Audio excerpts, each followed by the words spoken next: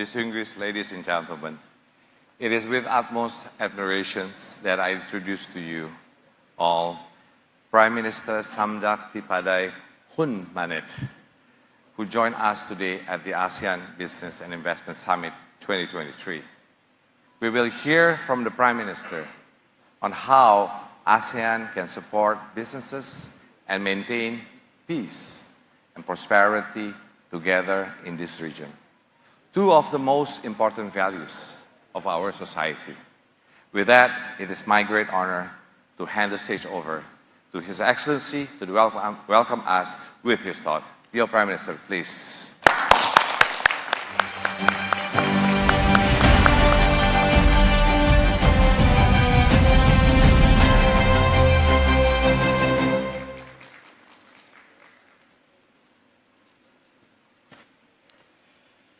Mr. Muhammad Ajad Rashid, PM, Chair of the ASEAN Business Advisory Council's ASEAN BAC, Excellencies, ladies and gentlemen. I am pleased to join the ASEAN Business and Investment Summit, ABIS 2023, to deliver special remarks on ASEAN in the pursuit of peace and prosperity. I would like to first thank the ASEAN Business Advisory Council, ASEAN BAC, for its relentless effort to make this summit happen annually, whereby key deliverables from the discussion among key stakeholders can be served as inputs for the considerations of ASEAN leaders to address challenges faced by the private sectors. Facing many global challenges, we are living in a difficult time with great uncertainties.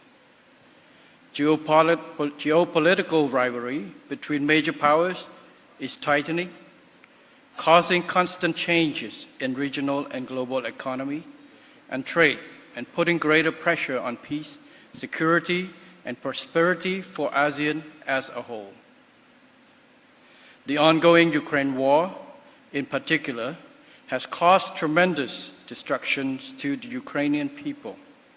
Yet, far beyond the border of the war, we all directly and indirectly suffer the ripple effects ranging from the disruptions of supply chains and slower growth of the world economy. Ladies, Excellencies, ladies and gentlemen, Cambodia has been actively advocating and engaging in regional and global peace and security matters. On regional levels, as Cambodia assumed its ASEAN chairmanship role in 2022, Samdech HUN, the former Prime Minister of the Kingdom of Cambodia, led a high-level delegation to the Republic of the Union of Myanmar to advocate de-escalating tensions and enabling constructive dialogues among relevant stakeholders to achieve enduring peace and national development, and shared win-win policy success drawn from lessons learned in Cambodia. On global levels, we have transformed ourselves from a recipient country of the UN Blue Beret deployment to become an active contributing country in UN peacekeeping operations in some hotspot countries of the world, as evident by UN peacekeeping and mine clearing missions in Africa and Middle East. We strongly believe that war cannot end by war. True peace and prosperity would only stem from peaceful settlement of conflicts through dialogue and consultations based on win-win approach, whereby it is imperative to have the participation and agreement of all parties involved, in a spirit of mutual understanding, setting the well-being of the people as a top priority. In the broader context, ASEAN and international communities must exert leadership in opposing the use or the threat of force against a sovereign state, while concerted effort is indispensable. In the meantime, members of ASEAN and the United Nations must adhere to the spirit of independence, sovereignty, territorial integrity, equality, and non-interference, stipulated in the ASEAN and UN charters. Excellencies, ladies and gentlemen, ASEAN has become the 5th largest economy in the world. The success story of ASEAN has always been based on peaceful cooperations with active and proactive participation from the private sector as a prerequisite for socio-economic and human development. By having peace as a core fundamental value, ASEAN has forged stronger regional partnerships among its member states to enhance prosperity in the region and beyond. In this spirit, ASEAN must strive to strengthen its unity and centrality and advance the ASEAN economic community building process to sustain ASEAN as a region of critical importance and major center of prosperity, which can be equally and inclusively shared. In the current regional and global context, to achieve common prosperity, it is imperative that the strengthening and deepening of ASEAN economic integrations further contribute to narrowing the development gap within ASEAN itself. The promotion of intra-ASEAN trade and investment, in particular, ought to be meaningful and leave no one behind. To realize these visions, ASEAN must strive in a concerted effort to secure a timely conclusion of a better forward-looking and more practical ASEAN trade in goods agreement upgrade. Equally important, we ought to fully and effectively utilize the Regional Comprehensive Economic Partnership Agreement, or RCEP, while ensuring that the existing ASEAN Free Trade Agreements and economic cooperation with all ASEAN dialogue partners are still of critical importance and relevant for businesses and investors. Moreover, ASEAN should take full advantage of the change in economic architecture to become more resilient by accelerating inclusive ASEAN digital transformations, enhancing and participation of MSMEs in the regional and global supply chain, and being more forward-looking and adaptive to emerging issues such as climate change, food security, pandemic, and others.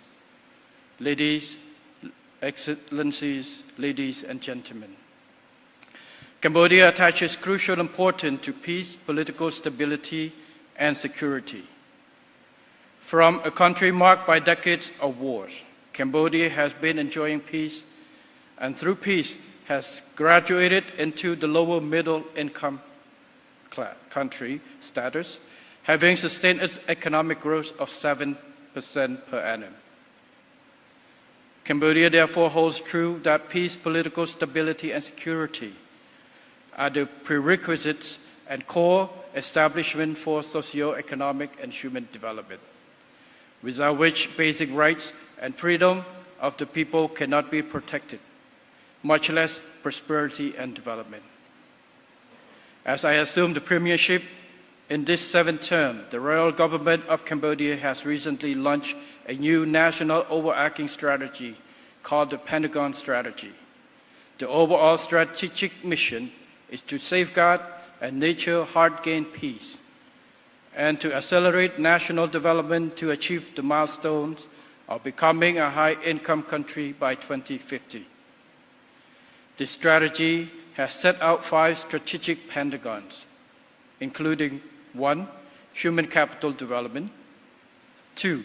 Economic diversification and competitiveness enhancement, 3. Development of private sector and employment, 4. Resilience, sustainable and inclusive development, and 5. Development of digital economy and society.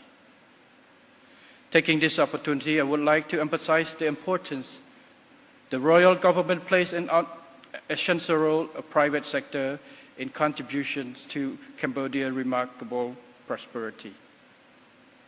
Improving the business and investment climate has always been one of the top priorities of the royal government of Cambodia.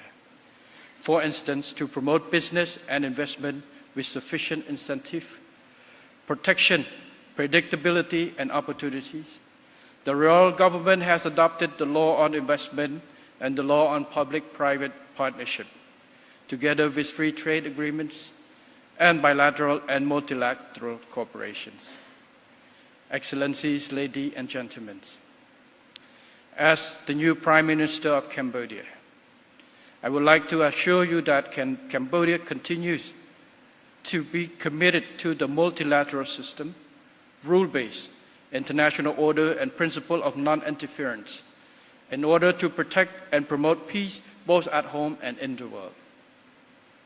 We will work closely with all ASEAN member states, as well as private sectors, to foster inclusivity, peace, and prosperity in the region and beyond. Cambodia stands ready to welcome all prospective investors to the kingdom where opportunities are abundant. Finally, I wish this summit a great success and wish Excellencies, ladies and gentlemen, the four Buddha blessings of longevity, nobility, health, and strength. Thank you very much.